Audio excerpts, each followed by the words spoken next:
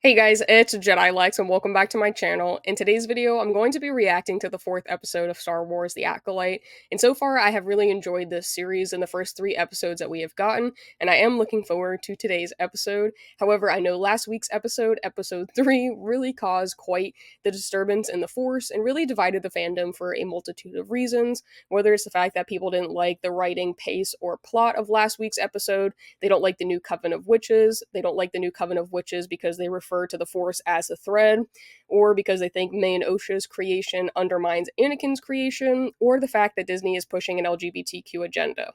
So the list just goes on and on of why people didn't like the episode, and I do find that I'm probably one of the few that did enjoy it and is really enjoying this series so far. However, I say this at the end of all of my videos, I do value hearing your guys' opinion, and on my channel, I try to create a very safe space, and if you like the episode, that is okay, and I respect that, and if you didn't like the episode, that is okay, and I respect that, and I want others to be able to share their opinions without spreading hate in a toxic environment.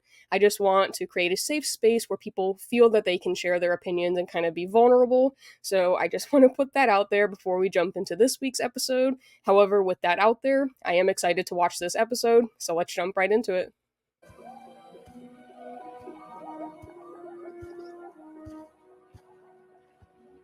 Yay, we're getting Kelnaka. Look at his little bowcaster. He's got like a little Wookiee bowcaster. Yeah, that's gotta be the symbol that's on May and all the witches' heads. Maximize your defenses without need to strike. Osha on Coruscant? She doesn't know her master's identity, but she fears him. An apprentice who doesn't know their master. It's absurd. Is that two brain, big brain, Coyote Mundi? Could this be a splinter order? A splinter order? What could that mean? I fear May is only a small part of her master's larger plan. A plan that is difficult to see. Some sort of shift. Something to tip the scales. Something to tip the scales. The Order stationed Master Kalnaka on Kofar, but no one has heard from him in over a year. He has been unresponsive to our warning transmissions. Interesting. So they stationed him there. He didn't just exile himself. Warning transmissions. Is that Plo Koon? Is that Basil? I love him. He's adorable. Any questions, civilian? Civilian? Very comprehensive briefing, Yord.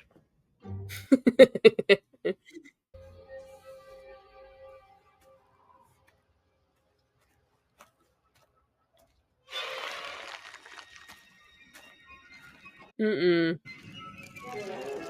Mm-mm. No.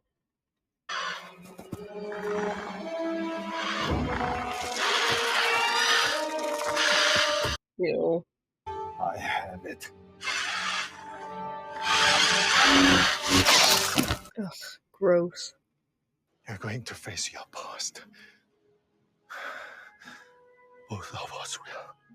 Once we get May safely to the ship, I'll explain everything.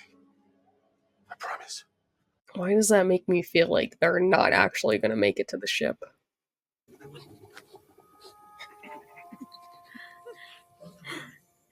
Hey, little buddy.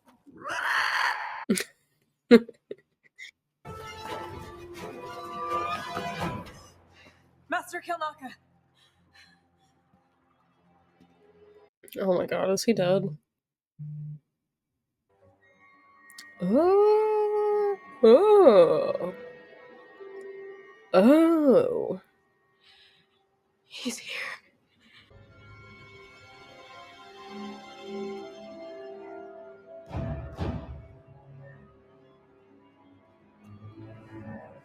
Why isn't she going out?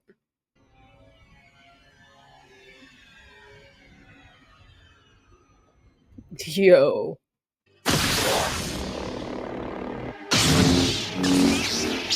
Watch out! Run! There it is.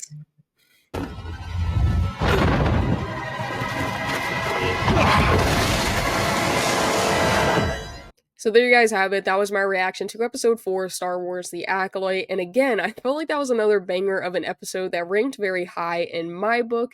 And that ending was absolutely crazy. Such a cliffhanger that we left off on. Definitely had me on the edge of my seat. And these next 7 days are going to be very long until next Tuesday when we get episode 5.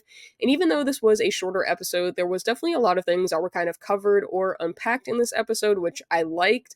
So starting with Vernestra, she kind of mentions that she did not want to involve the High Council on this situation, and even mentions that there is a shift in the Force. So I thought that was kind of interesting and kind of concerning in its own ways.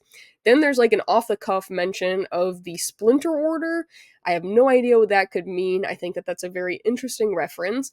We also got to see a Plo Koon and a Ki-Adi-Mundi, or maybe they're lookalikes, or maybe those are the younger versions of them. I'm not 100% sure. I don't know if that was confirmed. And then we also learned that Kalnaka was sent to that planet, and then he decided to exile himself. He didn't just outright make the decision to go to that planet just to exile himself. He was actually sent there. And then we kind of see that May switches sides, and she is very connected to Osha, as we see in episode 3, and she was like, you know what? I can make my decision, and Osha being alive changes everything. So now May's a good guy. But then we see Osha kind of pull Yord aside and was like, look, I can't make the same decision twice. I need you to not let me kind of slip up, and like if we see May, she needs to die. So it's interesting that May has such like a love for Osha, and Osha's kind of on this path to end May. I don't know, I thought that was interesting. And I also found it interesting that May is kind of getting her Force sensitivity back, so that was definitely very unique. And then towards the end, we do see that May finds Kalnaka slain. He's got the whole lightsaber thing across his chest, which is very fresh. And then we see her master kind of levitate in like a badass. That was so eerie, and like it was just awesome. And then he kind of just like force flicks Osha out of the way and then blasts them to oblivion. So that ending was absolutely amazing. My jaw was on the floor.